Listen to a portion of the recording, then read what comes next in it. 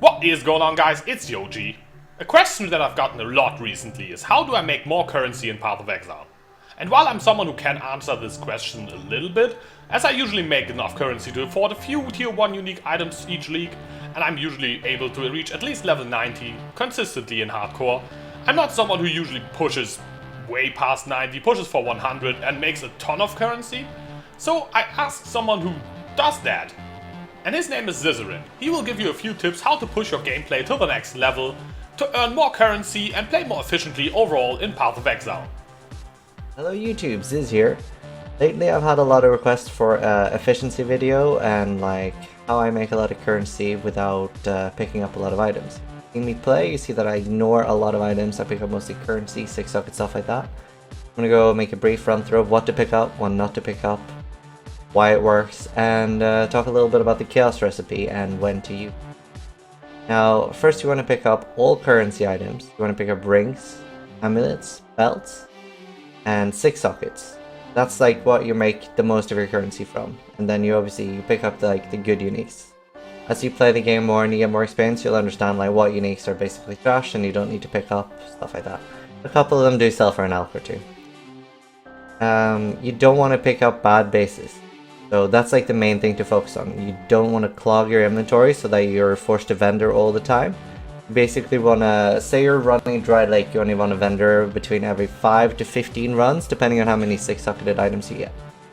The main things you want to pick up armor-wise or gear-wise would be the main bases you need for your character.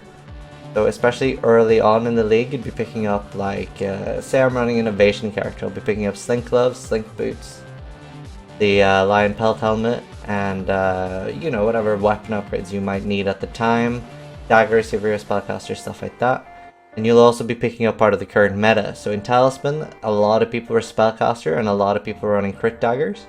So I would be picking up pretty much every platinum crit. I'd be picking up hubris circlets and everything that's like revolving around the current meta.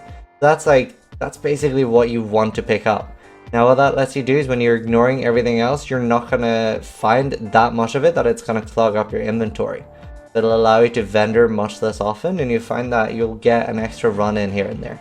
And in those runs, you'll find extra currency pieces. You'll have a better chance of finding good uniques like shavs, lightning coil, etc. instead of clogging up your inventory with like bad stuff in it. So just even getting like 1 or 2 more runs in than normal, it really adds up. And I was surprised myself because I used to pick up an ID everything.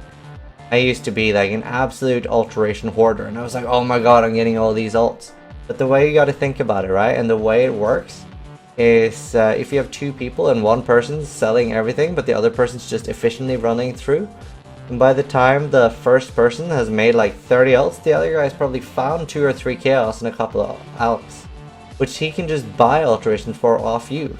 So you can choose, do you want to be the guy buying alterations or do you want to be the guy selling alterations? The guy buying the alterations is a lot richer in general. So the way it works is also, you got to think of RNG as a constantly spinning roulette wheel. And you want to proc that roulette wheel as much as possible. Every time you're killing anything, you're procking that roulette wheel. You have a chance of getting an exalt, a mirror, whatever, it doesn't matter. But you have a chance. So as long as you keep grinding, keep pushing, don't stay in your hideout, you just got to be efficient. Especially during the first week, this is super important. Because that's when you can make so much currency. And it's a very known fact that it's easy to make money if you have money. And obviously things like flipping and stuff doesn't really come into action early, until late day 2 or 3. Nobody really has the currency to flip until then. Just what are you going to flip with? A few alterations? So that is pretty much like what not to pick up. Now, the chaos recipe, in my opinion, is a bit of a noob trap because it takes quite a lot of time to do it. It's okay to save up and stuff, but you clog up your inventory picking this stuff up, and especially before maps, I don't really like doing it. It's more of a personal choice thing, but this league I didn't do the chaos recipe at all except once for the achievement. The regal recipe as well, I would sort of save up so I can do it like 4 or 5 times. I probably won't pick up the chest pieces, and then if I do need regals, I'll pick up a few chests. That's mostly, it depends on the price of regals as well. Regal recipe is worth doing if it's 2C or above for it, but once it goes down to 1.5, it's, in my opinion, a waste of time. you make so much more currency just by being in maps. I think one of the big influences on me in learning this has been watching Havoc play. He barely picks up anything, and it's absolutely gutting when you're a new player watching people like run over all this stuff and even like not picking up currency sometimes. I mean, sometimes you see me not picking up a fuse and I get a lot of questions like, you dropped a fuse back there, and it's just, you just gotta push on. Now, playing a build like Valspark or Reeve or something that has really high clear speed really pushes this point home. And it's not just about currency either. Obviously, everyone wants to gain higher level, and this also, it does both things. You get more currency, you get higher levels, and even if you're pushing more white maps, yeah, you might not get the best returns, but you have a decent chance of getting some returns. So there will be a map video as well on how to build map pools. The chaos recipe, I'd say it's okay to use for the first 2 or 3 days, because then it's going to be like 20 to 30 C for an exalt. But once it's risen above like 35 C, 40 C, then the chaos recipe is more of a noob trap and you use so much time. A lot of people have talked about the unidentified chaos recipe, and that is something I'm horribly against. And the reason people would say is like, oh, but you use things like power amulets or moonstone rings. Now sure, yeah, moonstone rings, they can be pretty useful for CI and nothing else. But say power amulets, even if you get like a super old one, you're like, oh, this is shit though because of the base.